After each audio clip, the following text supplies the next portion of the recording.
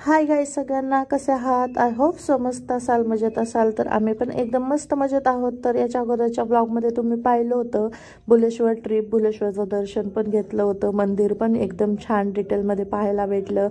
तर हा व्लॉग नंतर कंटिन्यू करते. हा पार्ट 2 आहे ब्लॉगचा, कारण की पूर्ण व्लॉग दोन्ही दिवसाचा म्हटलं असतं तर खूप मोठा झाला असता. सो 2 पार्ट केलेले आहेत. तर इथे आपला हा दुसरा पार्ट तयार होतोय.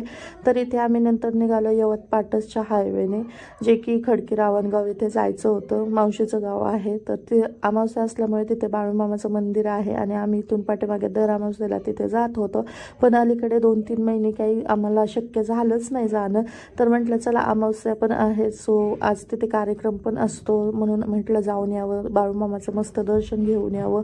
आणि तिथे गेल्यानंतर पण छान वाईब्स येतात आणि मन प्रसन्न वाटतं.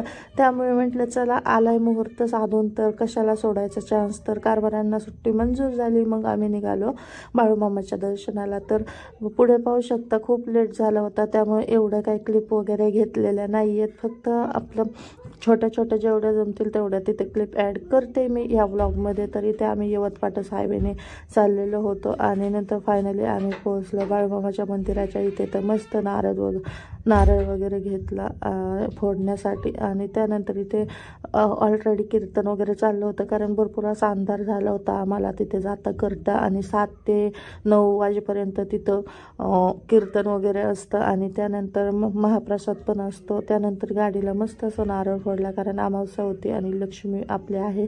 सो तिथे गेल्यानंतर हा भंडारा वगैरे वाहून आम्ही दर अमावस्येला नारळ वगैरे फोडतो. तर त्यानंतर नारळ वगैरे फोडून झाल्यानंतर तिथे थोडेसे पाळणे वगैरे आले होते, जे की लहान मुलांसाठी होते. तर मुलांना कुठे दम पडतोय, लगेच अवधूतला ओवीला जम्पिंग जपांगमध्ये जायचं होतं. म्हणजे मंदिरात दर्शन घेण्या अगोदरच त्यांची घाई होती की जम्पिंग जपांगला जायचं, जम्पिंग जपांगमध्ये उड्या मारायच्या. तर अवधूतला मस्त आमच्या दादाच्या हेल्पने जम्पिंग जपांगमध्ये उड्या मारायला भेटल्या, कारण खूप छोटा आहे त्याच्यामुळे कसंही पडतं, मानेला वगैरे लागायची शक्यता जास्त असते. त्यामुळे ही काळजी घ्यावी लागते. एक तर त्याला त्याचे पप्पा नको म्हणत होते बसवायला, पण तो ऐकत तरी कुठे होता. त्याला जायचं म्हणजे जायचंच होतं आणि खूप मजा वाटत होती. सो आम्ही आमच्या दादाला सेफ्टीसाठी त्यामध्ये आतमध्ये पाठवलं होतं. भरपूर असं खूप पोटभर खेळल्यानंतर 20-30 मिनटं खेळल्यानंतर मग कुठेतरी मन भरलं, तरीही मन भरत नव्हतं त्यांचं.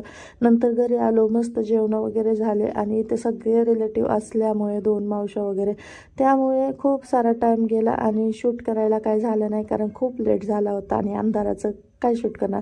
त्यानंतर नेक्स्ट मॉर्निंग आम्ही उठलो, त्यानंतर आवरलं वगैरे आणि आवरून झाल्यानंतर इथे ओवीने मस्त शेळीच्या धारा वगैरे. आणि हे गाव पुणे सोलापूर हायवे वरती आहे. जो समोरून दिसतोय गाड्या जाताना रोड, तो बारामती रोड आहे आणि इकडून जो सरळ जातोय तो सोलापूर आहे, म्हणजे पुणे सोलापूर हायवे आहे. तर रोड टचांचं हे गाव आहे. तर इथे अवधूत पण मस्त शेळीच्या धारा कशा काढतात, शेळीचं दूध कसं काढतंय ते बघत होता आणि त्याला दादा बोलत होता की तर काढ काढ काढ, पण तो लांबूनच आपला बघत होता आणि लांबूनच बरं असं त्याचं म्हणणं होतं. सो भरपूर असं पोरांना तिकडे गेल्यावर करमतं. सो ओवीचंच हट्ट होता की आपल्याला मावशीकडे जायचंय म्हणून. त्यानंतर आम्ही प्लॅन चेंज केला होता, नाहीतर आम्ही कालच घरी निघालो होतो परत परतीच्या मार्गाला. पण ओवीमुळे आम्हाला मावशीच्या इकडे जायला भेटलं. आणि पाहू शकता इथे मस्त भावाभावांची मस्ती वगैरे चाललेली आहे आणि शेळी पण किती शांत दूध काढून देते. ओवीने पण, म्हणजे शेळी एवढी, यांची एवढी गरीब आहे ना शेळी, की ती अजिबात कोणाला त्रास देत नाही, लहान मुलांना मारत नाही. त्यानंतर गायच्या गोट्याची थोडीशी क्लिप घेतली आणि लहान मुलं आम्ही निघालो आमच्या परतीच्या मार्गाला, जे की आमच्या गावाला. त्यात पण आमचा अख्खा दिवस गेला, म्हणजे दिवसभर एवढं दमलं होतं, कालही दमलो होतो, आजही दमलो प्रवासामुळे.